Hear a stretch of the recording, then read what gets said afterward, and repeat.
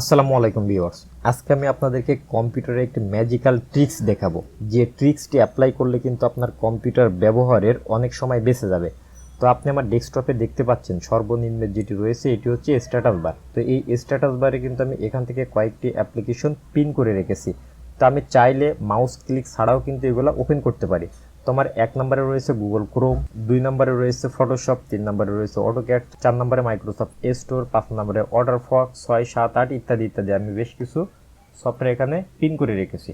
তো ধরুন যে আমি আমার 1 নম্বরে যে গুগল ক্রোমটি রয়েছে এটি ওপেন করতে চাই। তো দেখুন যে আমি মাউসটি কিন্তু এখান থেকে সরিয়ে নিলাম। অর্থাৎ গুগল ক্রোমটি ওপেন করার জন্য আপনি উইন্ডোজটি প্রেস করে এক চেপে দিবেন, দিলে দেখবেন যে আপনার গুগল ক্রোমটি ওপেন হয়ে যাচ্ছে। তো একইভাবে আমার এখানে কিন্তু 2 নম্বরে রয়েছে ফটোশপ। তো আমি যদি এটি ওপেন করতে চাই, তা আমি একইভাবে কি করব, উইন্ডোজ প্রেস করে কিবোর্ড থেকে 2 প্রেস করব। আমি যদি 3 নম্বরে যেটি রয়েছে অটোক্যাড, এটি যদি ওপেন করতে চাই তাহলে উইন্ডোজ প্রেস করে আমি 3 প্রেস করলে দেখবেন যে আমার অটোক্যাডটি কিন্তু ওপেন হয়ে যাবে। একইভাবে 4, 5, 6 যে অ্যাপ্লিকেশনগুলো রয়েছে আমি এভাবে প্রেস করলে কিন্তু আমার একটু ওপেন হয়ে যাবে। তাতে করে আমার সময়টা অনেক বেঁচে যাবে। তো আমি আপনাদেরকে একটু স্পষ্ট ধারণা দেওয়ার জন্য বলবো, আপনি যখন নাম্বার কিটি প্রেস করবেন তখন আপনার কিবোর্ডের দুই পাশে কিন্তু দুই ধরনের নাম্বার কি রয়েছে।